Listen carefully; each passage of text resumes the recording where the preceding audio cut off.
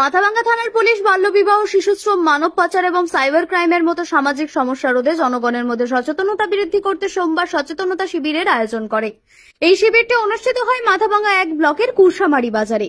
শিবিরে স্থানীয় মহিলা, কন্যা, শিশু এবং আশাকর্মীরা সক্রিয়ভাবে অংশগ্রহণ করেন।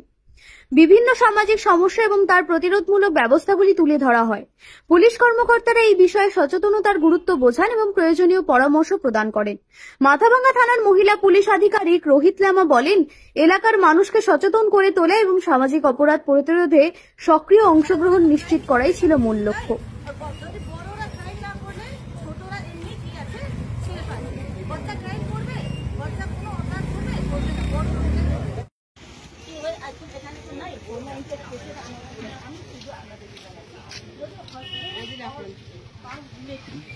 যদি আপনাদেরকে শারীরিক হোক না মানসিক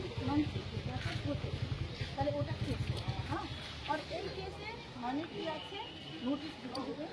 আজকে কেস করেছেন, আজকে ধরা হবে না, অনলাইন কেস, ঠিক আছে। এর আগে